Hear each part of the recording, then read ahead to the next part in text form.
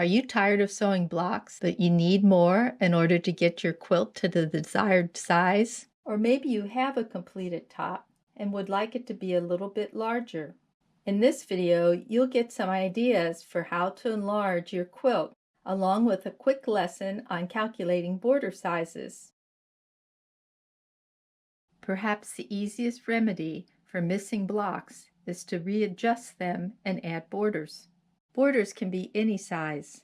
Make it an extra large border and use that extra space to show off quilting design. If you need a quilt that's extra long or extra wide, just add 2 borders, one on each side.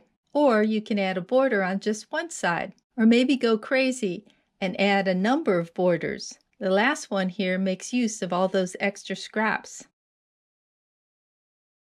I've been using some leftover pieces to play around with adding borders to this quilt. Moving the strips give me a good idea of the size that I want. A more precise way to calculate border size is to use this handout. You'll need 2 sets of measurements, the unfinished quilt top and the desired size of your quilt. Just plug in these measurements to find the cutting sizes of your borders. A link to this free handout is listed below. Of course, you'll want to square up your quilt when adding borders, so these measurements are just approximations, but they should be within about 1/2 of an inch of what you'll need.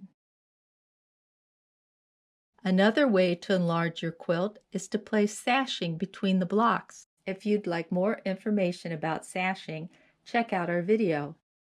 Still looking for ways to increase your quilt size? Sneak in a few inches on each side by adding some of the leftovers fabric, and then finish up with another border. Or maybe first place the blocks on point and then add sashing. For an even larger quilt, forget the sashing and add squares between the blocks. Up to now, we've been talking about adding to the outside, but you can just as well work from the inside out. Instead of adding sashing and borders, find a focal point for the center and use the blocks in the border. Or why not try combining 2 quilts into one? Here's a small scene, and here's the start of a fall quilt. One more star block, some fabric strips, and this is ready to go. And last but not least, invite your quilting friends to a block exchange. Decide on a pattern and ask for blocks in exchange for a new pattern or a fabric piece. Or hold a raffle and hope you win.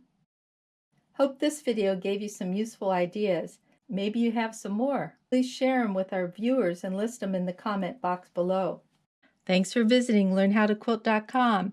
Don't forget to sign up at our website for updates and free patterns. Thanks.